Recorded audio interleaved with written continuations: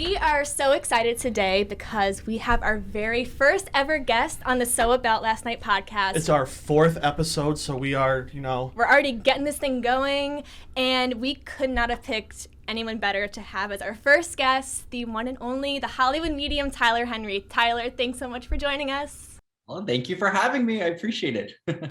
We're so excited. I mean, I've been a fan of yours for so long now. I've watched so many of your episodes on E, and I'm just truly fascinated by everything that you do in the medium realm and just communicating with the other side. I'm a firm believer. And I'm more on the skeptic side. Not so skeptic. I've had friends that have, I don't know how you'd call it, being read or whatever, and had really good experiences and have actually contacted people from the other side. So I've heard good stories, but I'm still, one of those little on the fence, but I'm here to be enlightened.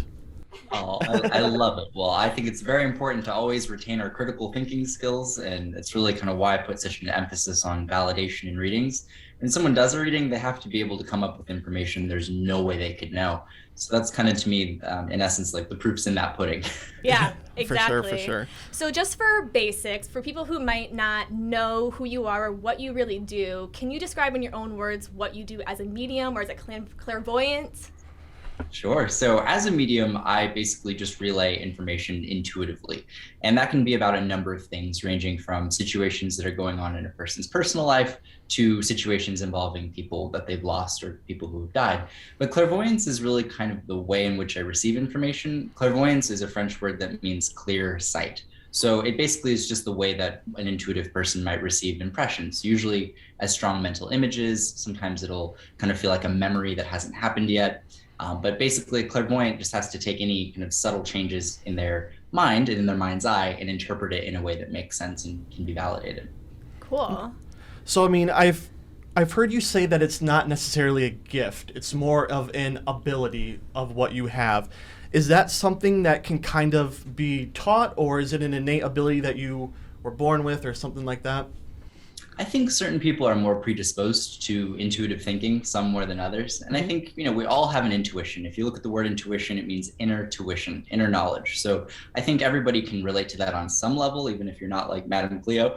You get first impressions when you shake somebody's hand.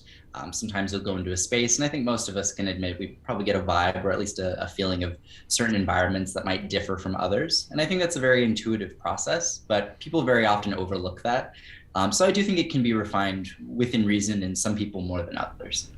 I always say, I was telling Robin this on our last podcast episode, I've been so amazed by just the ability to connect with the other side that I literally was scared that I would be gifted this and then be afraid of it. Like, were you scared? Like, how did you first learn that you had this ability? Well, this all really started for me in April of 2006. I was actually only 10 years old, and I grew up in a very ordinary childhood, house. I didn't really talk about psychics or mediums or ghosts. It was pretty ordinary, but my grandmother was really, really in bad shape towards the end of her life, and I actually had a premonition that she was going to die right before she did. And as I explained this to my mom, her phone rang, and she was like, "Okay, hold on." She picked it up. And it was my dad on the other end saying my grandmother had literally just taken her final breath in that moment. So at that age, at 10, you don't really think of it as an ability. It's just more something that happens to you. But as that started happening more regularly, and as these moments of knowingness started kind of continually occurring, I realized that there was something more to it. It wasn't just a one-off. It wasn't just a lucky guess. And honestly, my life probably would have been easier if it had been, but it just kept happening over and over again. That's amazing to me. And so do you only communicate with positive spirits? Like, do you ever get negative spirits? How does that work? Well, before every reading, I set the intention to really only connect to information that's going to be valuable to the person I'm reading. To me, it's pointless in connecting to information that's like scary or that can't be changed. I really believe that the future is not set in stone. So a big part of my work is, in essence, kind of preventative. There's times where I've done readings where medical things have came through, where I'll say, hey, keep this in mind, maybe check it out, and see what happens. And in the case with Thicke, I don't know if you're familiar with that reading, but I sat with him and was really just trying to hit home this idea of getting his heart checked. And, tragically, he passed away of a heart condition he did not know he had about 3 months later. So there's definitely times where I'll get information that's hard to deliver, and one might call it negative, but it's not negative in the sense of it's preventative with the goal of trying to help someone. It's so funny because that was one of my major. We were gonna ask about that. Because I've been so curious. Like, is the universe in charge of our reality? Does it already know? Do we each have a plan set for us, or like you said, we can kind of steer ourselves into a direction? Right. I go back and forth between free will and fate, and honestly, I don't know. I think that we certainly go down certain trajectories in the present moment. I liken it like this, like an analogy. If you think of like throwing a frisbee, right? When you throw a frisbee, you can get an idea like midway in the air where it's probably going to land, approximately. But there's always the possibility that a gust of wind could come out and knock it off course. So it's kind of doing intuitive kind of predictions is really more just kind of getting an understanding of the present trajectory with the understanding that that's subject to change. I think I'm going to use that analogy from now on because I've never heard it explained in that way before, but that makes the most perfect sense. I mean... And everything happens for a reason. Yeah. I like to believe that. But so how do you necessarily receive your messages? Like, is it visual? Do you actually hear, like, I see dead people type of thing? Like, it'd be terrifying if I saw dead people walking around. It is a common, misconception. We see the movie Sixth Sense with Haley Joel Osment, who was adorable, but that definitely is not, at least my reality. Right. So I look more like Macaulay Culkin than Haley Joel Osment. I'll take it. I really just tell people that, in essence, the best way to kind of understand it is my sixth sense uses the other five senses to communicate. So while clairvoyance is kind of the primary way that I receive information, just strong mental images, sometimes things that feel like memories, but clearly aren't my own. I also sometimes will get physical sensations that correspond with how somebody passed. So if someone had a heart attack, I might get a little chest pain or a little tingling to kind of alert me to that area. But it's very subtle, and it's not like people think. It's not like getting hit over the head with a billboard. I've trained myself to kind of get into a certain meditative state where I just am kind of hyper aware of any changes that go on in my mind and my body. And that allows me to kind of figure out what picture is being painted. I even kind of liken it to being like a canvas, and whoever comes through just kind of paints the picture using my five senses. Interesting. So, do you have actual two-way conversations, or are you just receiving and then telling? It's typically mostly receiving, but there have been times where we will sometimes get a two-way situation. So that can be really interesting, and it does depend on the strength of the person coming through, as well as my ability to concentrate. And some readings are stronger than others, so you just never know what you're going to get. Right. Wow. Is that like comforting to you for knowing what the afterlife has to hold? Like, I don't know, a lot of people are scared of death. Yeah, a lot of people are scared of death, so this was kind of like... So knowing that they do exist out there and that you can communicate, is that like a reassuring thing? Like, I don't know. Well, I put it this way. I still look both ways when I cross the street. Yeah. I think there's great value in living, and I, if anything, in my communication with the other side, it's shown me the importance of staying alive, being alive, and just the value of life in general. But I definitely don't claim to have all the answers, and I think anybody who does is a little suspect. And I've just learned in this work that it's very hard to pin down certainties, but there are certain commonalities that I've been able to kind of notice over thousands of readings. And in essence, I just believe that there is a continuation of life fundamentally. I think we go through a process in that continuation of life where we reflect back on our lives and how we lived and the ripple effect of how our actions and inactions affected kind of the collective unit. And that process is enlightening. And I believe that ultimately leads to acceptance, and that acceptance leads to peace. So I do believe in a peaceful afterlife, but one that kind of comes through an introspective process, maybe that we aren't able to do when we're here. Well, that makes you feel a little bit. That puts you a little bit more at ease. Well, especially with, like, you learned about this with your grandma. So obviously losing your grandma, that's terrible to deal with. Yeah. But did it make you feel better that you could communicate with her? Totally. In some ways, my mom was officially receiving the news when she got the phone call of my grandma's death for the first time, but I feel like I was kind of processing it for the second. Right. So that definitely changed how I grieved and moved forward. But, at 10 years old, it's just something that happens to you. You barely even know who you are. So I really didn't think much of it until it started happening more regularly. So, question for you. I saw on your Instagram in October that you lost your dog, Mindy, and I just lost my dog, Finley, last month. Can you communicate with animals? So animals definitely come through, and actually in the live show I tell a really funny story of a reading I did where that very thing happened. And I really believe that anything with sentience has the ability to continue in a conscious way. So sentience is really the key, the ability to have awareness, whether that's human awareness, whether that's dog awareness, whether that's bird awareness. I think there is certainly a continuation of life, and I just think pets serve such a role of unconditional love in our lives that bond is very often reflected in readings. That's amazing. Well, there you go. I know. Tell Finley I say hi. I'm sorry for your loss. That's tough. Thank you. They're so special. Yeah.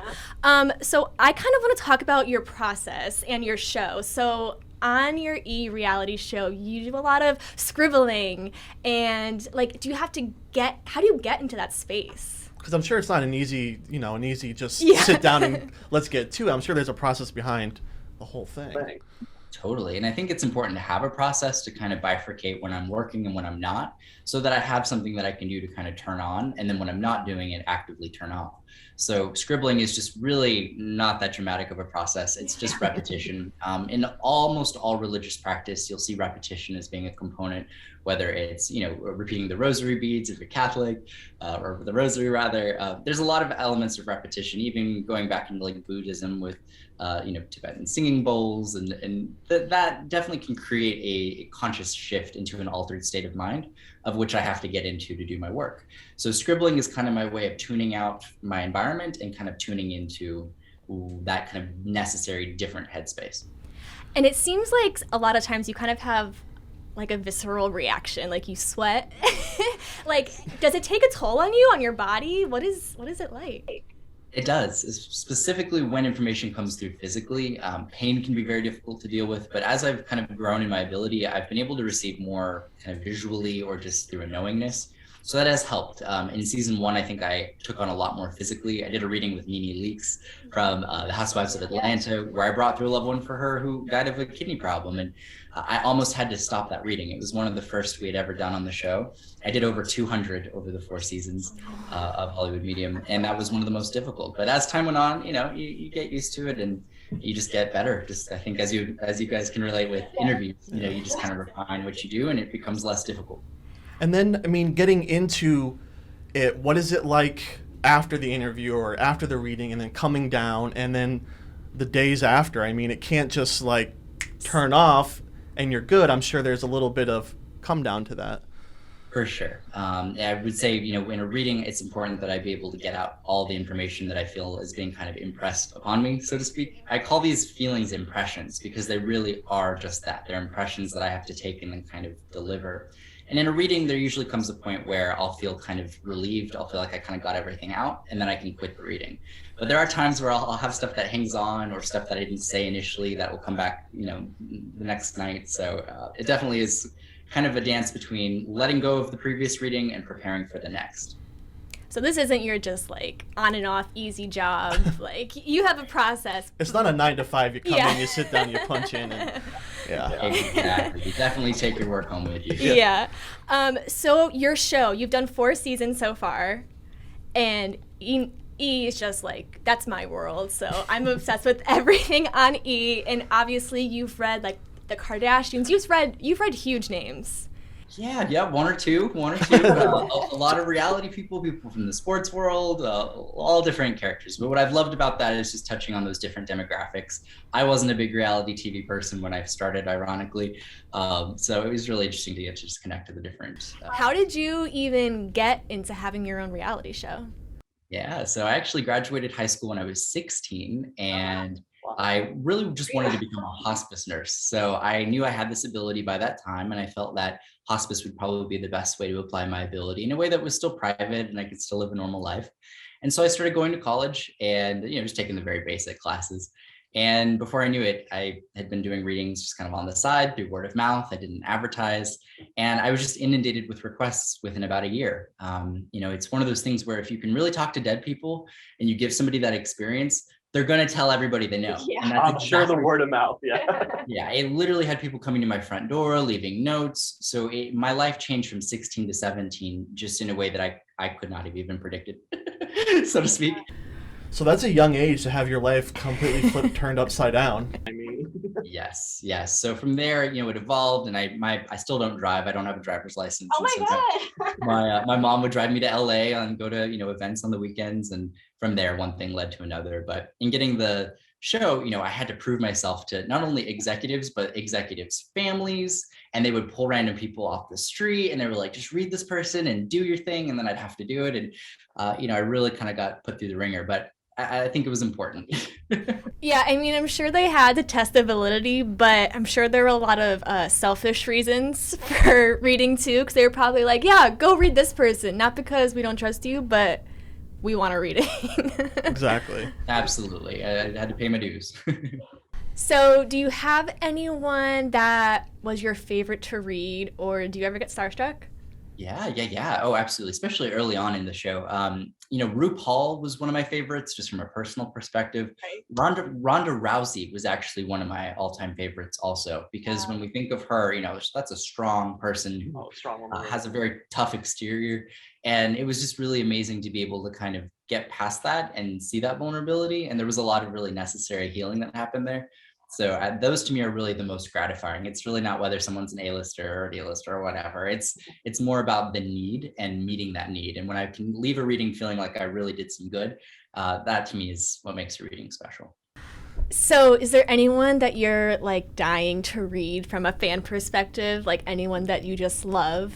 There's like Lana Del Rey, who's a singer. I'd love to meet her because she's just Love kind of mysterious, right? Old Hollywood glamour there. Tonya Harding would be really interesting. Are you familiar with her? Yeah. Yeah. I wear like A lot of stories behind her. exactly. I'll have to watch my kneecaps, but Yeah. interesting reading nonetheless. I find people who live very public lives and go through public difficulties just to be really interesting, and I think we can learn a lot about them, and it'd be interesting to kind of look under the hood. Yeah, because you always see their outside appearance, you always see their celebrity appearance, you never really see what's like personal to them. True. Totally. So because you've read so many big names in the industry, you've made a lot of headlines. People like to say that you predicted the Khloe Kardashian, Tristan Thompson cheating scandal or Snooki's baby. Now, people are theorizing that Kylie Jenner is pregnant with her second baby. Do you have any thoughts or energy about that? I'm going to shake my magic 8-ball and ask later. How funny.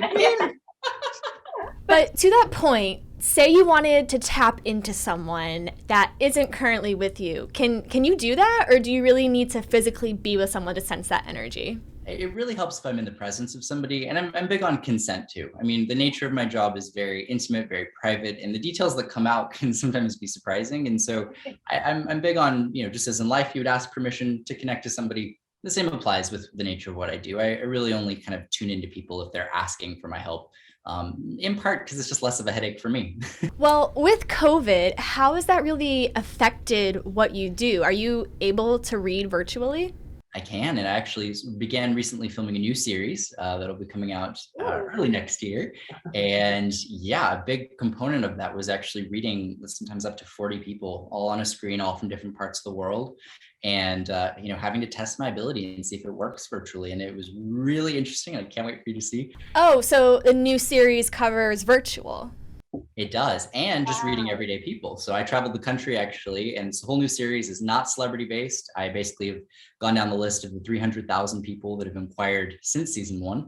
And so this new show is basically just about, meeting that demand, knocking on people's doors in the rural South and random places, and surprising them with readings. That's awesome. Do you know when that's going to air yet? Last I heard early next year, so probably first 3 months or so. Okay. Now, what about social media? Like, does social media really affect what you do? And if people DM you, can you sense vibes? Times where I will select people just randomly and give someone a free reading if I feel like, my intuition's telling me to do it. But yeah, I do get inundated with requests and calls. And I just always encourage people first and foremostly to go through a grief counselor, to kind of consult professional means of help before going to a medium.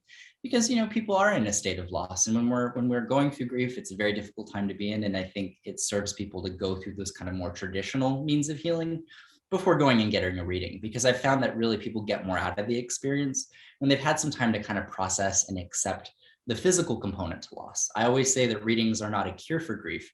They just kind of validate that our loved ones are there. But there is a natural process we have to go through, and one that I think, takes some time.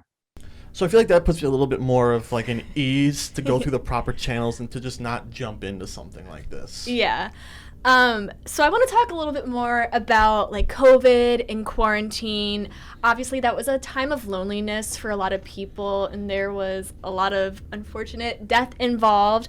How did you deal with that? And do you ever get lonely? I mean, are you always kept with company?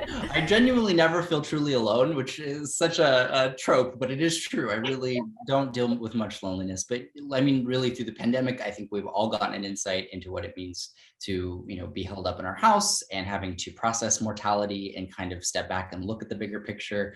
And so I think this time has made people probably a lot more introspective, a lot more questioning of, what continues on, what's my life about, when all these other things are taken from us, our ability to work in a traditional way, our ability to kind of maintain our routines.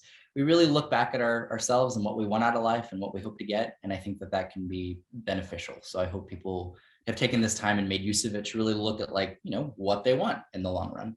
Yeah, I mean, at this point, I feel like everyone's lives have been forever changed. Oh, for sure. So just onward and upward. Hopefully.